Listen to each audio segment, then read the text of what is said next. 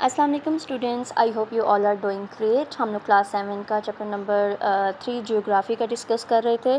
हमने last video में modern method of agriculture को डिस्कस किया था। अगर आपने वो अभी तक नहीं देखा तो आप मेरे चैनल पर प्लेलिस्ट में जियोग्राफ़ी के सेक्शन में वो वीडियोस मौजूद हैं, आप वहाँ जाके देख सकते हैं।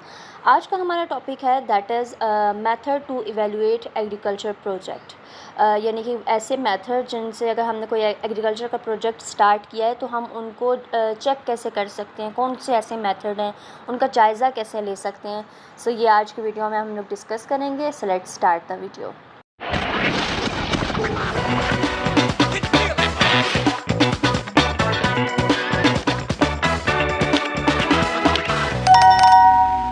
So the biggest target of agriculture sector is to provide for the need of the ever growing population without causing harm to the environment. जो भी एग्रीकल्चर सेक्टर में काम करता है उनका बिगेस्ट टारगेट यही होता है कि जो हमारी आबादी बढ़ रही है उनकी ज़रूरियात को पूरा करना, उन तक वो सारी चीज़ें पहुंचाना, लेकिन हमारे माहौल को कोई नुकसान ना पहुंचे। ठीक है। So with the advent of modern method of farming it is an enormous duty on farmers to opt for a method that produce high yield but is not harmful for the environment। यानी कि अब किसानों को ऐसे method इस्तेमाल करने चाहिए जिससे पैदावार तो ज़्यादा हो, यानी कि फ़सल ज़्यादा हो, लेकिन उससे हमारी ज़मीन, पानी, हवा या दूसरे जानदार जो जितने भी हैं जानवरों को नुकसान ना पहुँचे। अगर मैं आपको एग्जांपल दूं कि अब फ़सल उगाने के लिए जो है फार्मर्स वो केमिकल्स का इस्तेमाल कर रहे हैं। ठीक है। केमिकल से ये है कि फ़सलें तो जल्दी उग जाएंगी, लेकिन उससे नुकसान होगा हमारे माहौल को, उससे नुकसान होगा दूसरे जानदारों को। इसलिए यहाँ लिखा है कि हमें किसानों को ऐसे मेथड्स का इस्तेमाल करना चाहिए जिससे हमारा माहौल ख़राब ना हो। So this require research in the field of soil study. सो इसके लिए ज़रूरी है कि हम रिसर्च करें कि मिट्टी किस तरह की है, मिट्टी को स्टडी किया जाए। Best nutrient for plant growth, के पौधे को बड़ा होने के लिए कौन कौन से अच्छे न्यूट्रिशंस की ज़रूरत है। Achieving high yield and earning the most benefit, profit हो आपको उससे। यानी कि हमें ये सब चीज़ें इस पे रिसर्च करनी चाहिए कि हमें एक पौधा उगाने के लिए मिट्टी कौन सी बेहतर है, न्यूट्रिशन कौन से लगाने हैं। जैसे हमने लास्ट वीडियो में मॉडर्न मेथड में पढ़ा था कि वो जो फिशिंग का जितना भी होता है एक्सक्रीशंस, उसको हम लोग पौधों को लगाते हैं, उससे पौधे जल्दी बड़े होते हैं। तो ये था, और इससे ये हो कि हमें प्रॉफिट हो। एज सच इस पैराग्राफ में कुछ भी नहीं है, ये जस्ट समझाने के लिए था। आगे पढ़ते हैं। After the careful selection of method, हमने अब सिलेक्ट कर लिया कि हमने एग्रीकल्चर के लिए कौन सा मेथड यूज़ करना है, मॉडर्न कर रहे हैं या फिर ट्रेडिशनल कर रहे हैं। It is important that each year the method are evaluated on the following criteria to make better and inform decision in the future. हर साल जो है ना ये मेथड्स इवेलुएट किए जाते हैं कि फ़्यूचर में इसको और बेहतर कैसे बनाया जा सकता है, या फ्यूचर में हम और बेहतर इसको कैसे कर सकते हैं। ये 4-5 पॉइंट्स हैं, इनको हम डिस्कस करते हैं, और यही पॉइंट्स आपके यहाँ पे इम्पॉर्टेंट है। इस टॉपिक में पढ़ते हैं इसको। So the first criterion is to analyse if the method opted for was efficient and effective. सबसे पहला मेथड ये है कि आप ये चेक करो कि वो एफिशिएंट है या फिर इफ़ेक्टिव है। सेकंड क्राइटेरिया आपका ये होना चाहिए, डिटरमाइन द इम्पैक्ट। उसका इम्पैक्ट क्या पड़ रहा है इर्द गिर्द की चीज़ों पे, डिज़ायरेबल है या फिर अनडिज़ायरेबल है। उसके बाद रिज़ल्ट चेक करो कि weight in term of overall advantage हो रहा है हमें इन फसलों में, हम जो चीज़ें मेथड इस्तेमाल करें हमें फ़ायदा हो रहा है या नुकसान हो रहा है। So the lesson learn must be recorded for future references. जो भी चीज़, चाहे आपको नुकसान हो रहा हो, चाहे आप देखो कि हमें इसमें कोई कीड़ा पेस्ट वगैरह तो नहीं लग रहा, अगर लग रहा है वो भी चीज़ रिकॉर्ड करो, ताकि अगर फ्यूचर में ये चीज़ आप फार्मर कोई भी करना चाहे तो उसको पता हो कि ये मेथड जो है हमारे लिए ठीक है, ये मेथड हमारे लिए ठीक नहीं है। तो ये 4 पॉइंट्स हैं, आपने इसको याद रखना है कि किसी भी उसको इवेलुएट करने के लिए हमने क्या करना है, हमारा क्राइटेरिया कैसा होना चाहिए। पहला हमने पढ़ा कि हमें जो मेथड हम इस्तेमाल करें वो एफिशिएंट हो या इफ़ेक्टिव है। सेकंड पढ़ा कि उसका इम्पैक्ट क्या पड़ रहा है, डिज़ायरेबल है या अनडिज़ायरेबल है। थर्ड हमने पढ़ा कि उसका ओवरऑल एडवांटेज और डिसएडवांटेजेस क्या है। फिर हमने कहा फोर्थ में ये पढ़ा कि हमने फ्यूचर के लिए उसको रिकॉर्ड करना है। तो ये 4 पॉइंट्स इसमें इंपॉर्टेंट है, एज सच इसमें कुछ इंपॉर्टेंट नहीं है। आगे जाने से पहले ये आप साइड बॉक्स से एक दफ़ा देख लो। The following factor affect the agriculture yield, मतलब कौन से फैक्टर्स हैं जो कि एग्रीकल्चर यील्ड को इफ़ेक्ट करते हैं, मुतासिर करते हैं। तो यहाँ से आपका एक सवाल आ सकता है, या बहुत इंपॉर्टेंट है। मैं बार बार कहती हूँ कि आपके जो साइड बॉक्सेस हैं वो बहुत इंपॉर्टेंट होते हैं। पहला हमारे पास है train, soil quality, climate, soil water, find out how the impact the yield. अब उन्होंने कहा है कि इसको फाइंड आउट करो कि ये कैसे नुकसान दें। तो आप लोगों को ये तो 4 जो फैक्टर्स हैं हमने देख लिया कि ये 4 फैक्टर्स हैं जो कि हमारे एग्रीकल्चर को इफ़ेक्ट कर सकते हैं। अब इन पे एक एक लाइन सर्च करो कि कैसे इफ़ेक्ट करते हैं, और पेपर में ये किसी भी तरीके से आ सकते हैं। तो ये याद रखना, इस पूरे पैराग्राफ में से इम्पॉर्टेंट ज़्यादा ये है और ये 4 पॉइंट्स हैं। तो ये अच्छे से आप लोगों ने करना है। अब हम आगे मूव करते हैं। Cattle farming. कैटल फार्मिंग क्या है? Cattle farming is a rearing of animal, यानी कि जानवरों को पालना, जैसे कि काऊ, बफेलोज़, हॉर्सेस, डंकी, हम ये सब चीज़ें, भैंसें हो गई, घोड़े हो गए, गधे हो गए। So some of these animals are reared for food requirement like milk. इनमें से कुछ जानवर ऐसे हैं जिनको हम बड़ा करते हैं, पालते हैं सिर्फ दूध के लिए, जैसे कि भैंस है हम उसका दूध लेते हैं। These animal called dairy animals. तो ये जानवर जिनका हम दूध लेते हैं ये क्या कहलाते हैं? डेयरी प्रोडक्ट्स हम देखते हैं ना, दूध, दही, ये सब चीज़ें, तो वो डेयरी एनिमल्स में आएगा, जैसे कि cow, buffalo and goat. Where some are reared for labour like ploughing and irrigation. और कुछ जानवर ऐसे जो कि हम इरिगेशन के लिए सामान इधर से एक जगह से दूसरी जगह लेकर जाने के लिए इस्तेमाल करते हैं, वो जानवर कहलाते हैं ड्रॉट एनिमल। ठीक है, तो ये आपने याद रखना है कि डेयरी एनिमल कौन से हैं जिसमें काऊ, बफेलो वो आते हैं, और जो ड्रॉट एनिमल वो कौन से हैं जो कि हमारा सामान एज अ लेबर के तौर पे काम करते हैं, एक जगह से दूसरी जगह सामान वो लेकर जाते हैं।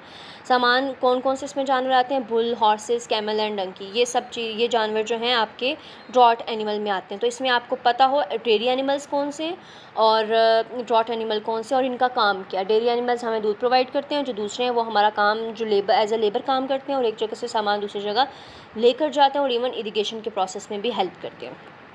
ठीक है, उसके बाद आगे हमारा नेक्स्ट टॉपिक है कैटल फार्मिंग एंड फिशरिंग।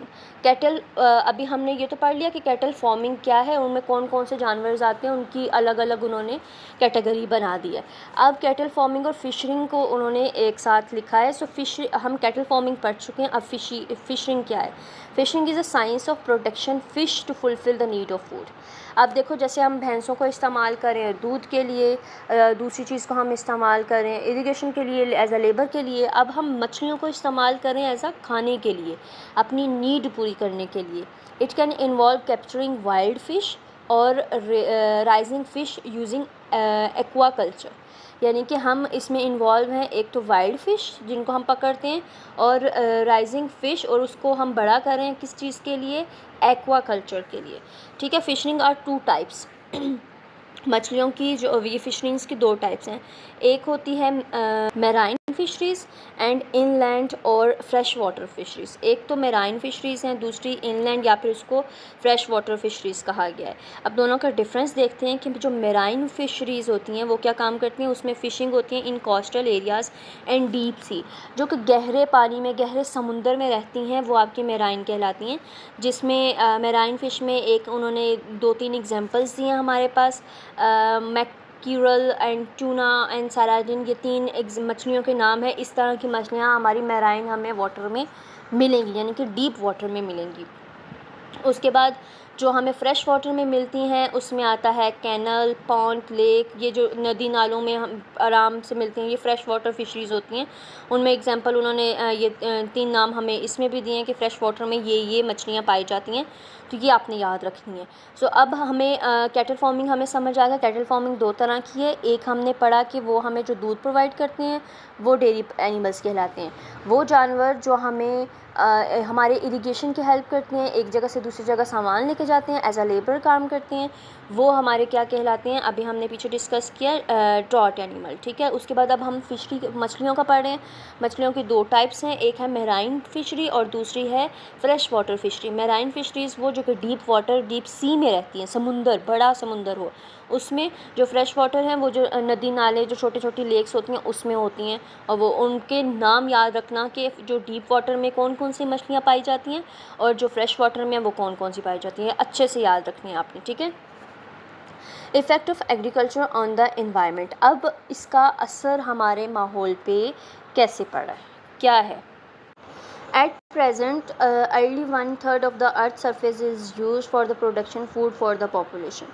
यानी कि शुरू में अभी आप प्रेजेंट ले लो कि मौजूदा दौर में अभी 1/3 जो हमारी ज़मीन का हिस्सा है वो प्रोडक्शन ऑफ फूड के लिए इस्तेमाल किया जा रहा है।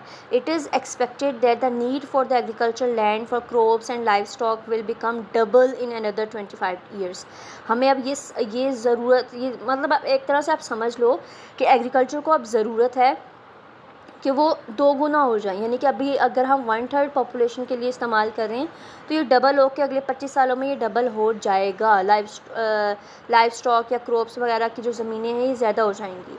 सो फिर अगर ये डबल हो गई, अब देखो 1/3 आबादी जो है हिस्सा हम लोग एग्रीकल्चर के लिए इस्तेमाल कर रहे हैं, अगर ये डबल हो गई तो फिर लोग कहाँ रहेंगे, where will people live, will we have room for the biodiversity. अब वो सवाल यही भी पूछ रहे हैं कि क्या अगर ये डबल हो गई, अगर हमने एग्रीकल्चर का काम बढ़ा दिया तो क्या फिर हमारे पास बायोडाइवर्सिटी के लिए कोई अलग रूम है होगा। सो 70% of the earth fresh water is being used for the irrigation of crops which might increase by 15% in the next 25 to 30 years। यानी कि 70% जो हमारी ज़मीन है उसका जो फ्रेश वाटर है वो हम लोग सिर्फ़ और सिर्फ इरिगेशन के लिए इस्तेमाल करते हैं, और जो आहिस्ता अगले 25 से 30 सालों में ये 15% और बढ़ जाएगा। तो सोचो फिर हम लोग ज़्यादातर पानी कहाँ लगा रहे हैं, हम फिर इंसान कहाँ जाएंगे, हमारा फ्रेश वाटर जो है सारा का सारा एग्रीकल्चर में लग रहा है। सो ये इफ़ेक्ट पड़ रहा है। So areas that are constantly drenched due to irrigation can become waterlogged, which result in poisoning the plant root। मतलब वो जगह जहाँ पे अगर हमने इरिगेशन का पानी लगाया है वहाँ पे थोड़ा बहुत अगर पानी जमा हो रहा है तो उससे क्या है कि जो प्लांट की रूट्स हैं उसमें तज़ाबियत आ जाएगी और वो ख़राब होना शुरू हो जाएंगे। So when the water is used for irrigation, तो जब भी हम पानी इस्तेमाल करते हैं इरिगेशन के लिए, यानी कि फ़सलों को जब पानी लगाते हैं, evaporation increase affecting the surface. So वो जो इवेपोरेशन का प्रोसेस है, यानी कि जो भाप बन के पानी सूरज की रोशनी से उड़ जाता है, वो जो है उसका असर जो है सरफेस अर्थ एयर टेम्परेचर पे पड़ेगा, which can affect the rainfall pattern. तो वो उससे क्या होगा, तो हमारा जो रेनफॉल का पैटर्न है वो मुतासिर होगा। अब आपको समझ आ रही है कि एग्रीकल्चर से हम पे क्या असरात पड़ रहे हैं। पहले तो आप ये रीज़न लिखना कि एग्रीकल्चर के पानी अगर वहाँ पे खड़ा रहेगा तो उससे प्लांट की रूट्स पॉइजनियस हो सकती है। सेकंड फिर आप ये लिखना कि अगर वो पानी कुछ जैसे भाप बन के सूरज की रोशनी से उड़ जाता है, इवेपोरेट हो जाता है, उससे हमारा रेन का पैटर्न मुतासिर हो सकता है, जिससे हैवी रेन आ सकती हैं और फ्लड आने का ख़तरा होगा। तो ये आपके यहाँ पे 2 रीज़न्स हो गए कि इफ़ेक्ट क्या असरात पड़ रहे हैं इसके। उसके बाद नेक्स्ट है soil halogen is also an important consequence of for irrigation. अब क्या है, हमारी जो सॉइल एरोजन है वो भी इरिगेशन के प्रोसेस से क्या होगी, मुतासिर होगी। इन द लॉन्ग टर्म अगर हम देखें, irrigation can harm the ecological balance and can also destroy habitat. यही इरिगेशन जो अगर हम पानी ज़्यादा लगाते जाएंगे फसलों, क्योंकि अभी हमने पढ़ा ना कि 70% जो है हम सिर्फ 70% सिर्फ इरिगेशन के लिए इस्तेमाल कर रहे हैं, और अगले 25 से 30 सालों में ये 15% और बढ़ जाएगा। तो अगर हम ज़्यादा कर रहे हैं तो उससे क्या नुकसान हो रहा है, हमारे इकोलॉजिकल बैलेंस को मुतासिर हो रहा है, और हमारी जो डिस्ट्रॉय हैबिटेट को जो हैं वो मुतासिर करें, जिससे एक तो ये भी है सॉइल एरोजन का भी आप लिख सकते हो कि ये इंपॉर्टेंट कॉन्सिक्वेंसेस है किस वजह से, इरिगेशन का। सो द केमिकल फर्टिलाइज़र, देखो हम फसलों में खाद वगैरह लगाते हैं, डिफरेंट केमिकल्स का इस्तेमाल करते हैं ताकि हमारे पौधे जल्दी उगें, क्रॉप्स जल्दी उगें। सो तो केमिकल फर्टिलाइज़र्स, क्योंकि उनमें नाइट्रोजन होती है, फास्फोरस होता है, in limited quantities are also useful for the environment. वो भी इन्वायरमेंट के लिए है एंड यूज़फुल है, but with large scale agriculture, अगर जहाँ पे एग्रीकल्चर का काम ही बहुत ज़्यादा हो रहा है, there is gigantic increase in the quantity which have converted their status from nutrient to pollutant, मतलब वो सारा जो न्यूट्रिशन हम लगा रहे हैं तो वो किस में उसका स्टेटस किस में बदल जाएगा, पोल्यूटेंट, मतलब हमारी आलूदगी हो जाएगी माहौल में, इन्वायरमेंट जो है पोल्यूशन आ जाएगा उसमें। सो यही जो फर्टिलाइज़र्स हम इस्तेमाल कर रहे हैं इससे देखो कितना नुकसान हो रहा है। अब यही फर्टिलाइज़र हवा में जो है वो रिलीज़ करेंगे नाइट्रियस ऑक्साइड, जो कि ग्रीन हाउस को इफ़ेक्ट करेगा और फिर हमारा माहौल इसी वजह से ख़राब हो रहा है। ठीक है, तो ये आपके काजेज़ हैं, क्या अफेक्ट पड़ रहा है एग्रीकल्चर का। पहले आप डिस्कस करो कि 70% हम लोग इतना इस्तेमाल कर रहे हैं पानी, सिर्फ साफ़ पानी, वो भी फसलों को लगा रहे हैं। उसके बाद अगले 25 से 30 सालों में और ज़्यादा बढ़ने वाला है। फिर उसके बाद बताओ कि अगर एक जगह पे पानी हम इरिगेशन का बहुत ज़्यादा अगर लगा भी रहे हैं, एक जगह पे खड़ा रहा है तो उससे पॉइजनस फैल सकता है। और उसके बाद फिर आप बताओ कि जो इवेपोरेशन का प्रोसेस होगा तो फिर वो जाके हवा में पानी नमी पैदा करेगा, और फिर जब बारिशें होंगी तो तेज़ तूफ़ानी बारिशें होंगी और फिर उससे सैलाब का ख़तरा रहेगा। फिर आप बताओ कि सबसे पहले सॉइल एरोजन भी एक कॉन्सिक्वेंस है इरिगेशन का, और इरिगेशन हमारे इकोलॉजिकल बैलेंस को मुतासिर कर सकता है और डिस्ट्रॉय कर सकता है हैबिटेट को। उसके बाद बताओ कि हम जो केमिकल फर्टिलाइज़र्स का इस्तेमाल कर रहे हैं ये हवा में जाएगा और फिर वो मुतासिर करेगा हमारी ग्रीन हाउस गैसेस को। So these are the effect that agriculture on the environment. तो ये आपने अच्छे से याद करना है। बेशक आप सारा ना पढ़ो, इसमें से पॉइंट्स बना लो 5-6, उन पॉइंट्स को पॉइंट्स में लिखो, ताकि फिर अगर आपका पेपर में आ भी जाए तो आप ये कर सको। अगर लॉन्ग में आए तो लॉन्ग में आप पैराग्राफ में लिखो, अगर शॉर्ट में आए तो शॉर्ट्स में आप पॉइंट में डिस्कस कर दो इसको, बट ये पेपर में लाजमी में भी आए क्योंकि ये इंपॉर्टेंट है। ठीक है, उसके बाद impact of cattle farming on the environment. अब हमने कैटल फार्मिंग तो पढ़ा, कैटल फार्मिंग कितनी थी हमारे पास, 2 थी, एक डेयरी एनिमल्स थे और दूसरा ड्रॉट एनिमल्स थे। तो अब उनका इम्पैक्ट क्या पड़ रहा है माहौल पे, डिफॉरेस्टेशन। पहला क्या इम्पैक्ट है, डिफॉरेस्टेशन हो रहा है। So the increase demand of animal product, क्योंकि अब जानवरों के जो प्रोडक्ट हैं, दही, दूध, दही, इन चीज़ों की प्रोडक्ट जो डिमांड है वो बढ़ गई है। And the lack of land has cause the livestock. So हमारे पास ज़मीन की जो ज़मीन वो काज हो रही है लाइफ स्टॉक के लिए। So industries to become the main cause of clearing forest. So अब क्योंकि जानवर ज़्यादा हो रहे हैं, लोगों की डिमांड बढ़ रही है, तो हमारे पास अब ज़मीन कम पड़ रही है, इसलिए जो इंडस्ट्रीज़ हैं वो दरख्तों की कटाई करके वहाँ पे एनिमल्स को छोड़ रहे हैं। अब आप जाओ ना अगर नॉर्दर्न वाली साइड पे, तो वहाँ पे हमें पहाड़ों पे बकरियाँ और वो दूसरी चीज़ें नज़र आएंगी, बहुत से जानवर रेयर करते हुए नज़र आएंगे। सो वो बेसिकली वहाँ से अब आहिस्ता आहिस्ता दरख्तों को काट रहे हैं ताकि turning them into pastures. So the result in erosion, जब हम दरख्त काटेंगे तो हमारा उसका रिज़ल्ट क्या, एरोजन होगा and a huge loss of top soil, और हमारी जो ऊपर वाली मिट्टी है उसको बहुत नुकसान पहुंचेगा। पहला काज ये था डिफॉरेस्टेशन का, वो क्यों कर रहे हैं ये भी रीज़न लिखना। सेकंड है वाटर पोल्यूशन। वाटर पोल्यूशन हो रहा है, the increase in the consumption of the animal product has adversely affected the ecosystem and has cause water pollution, और यही पानी को आलूदा कर रहे हैं। कैसे, अब देखो जितने भी जानवर हैं वो अब उनका जो वेस्ट है is not dispose of properly, उसको सही से साफ़ नहीं किया जाता। अब जो भी जानवर जा रहे हैं पानी में, अब नहाती हैं भैंसें, जो अगर आप गाँव में देखो रूरल एरियाज़ में, तो वो सारा का सारा अपना जो भी उनका गंद है वो पानी में ही गिरा रहे हैं। उससे क्या हो रहा है कि हमारी जो पानी की जो पोल्यूशन है वो फैल रही है। So it may reach the water source and contaminate them. तो वो पानी के बिल्कुल रीच एंड पे जा रही है और वहाँ पे उनको जाके कंटेमिनेट करिए।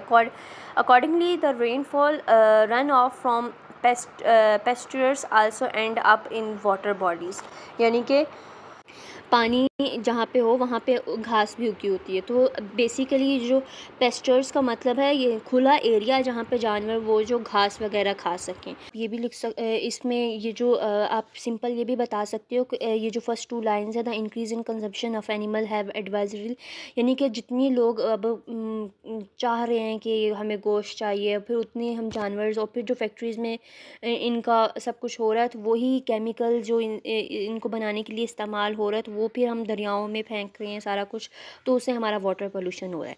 सो emission of greenhouse gases, cattle farm are responsible for emission of greenhouse gases like CO2, methane, ammonia and nitrogen oxide, ये जो इनकी वजह से ग्रीन हाउस गैसेज मुतासर हो रही हैं।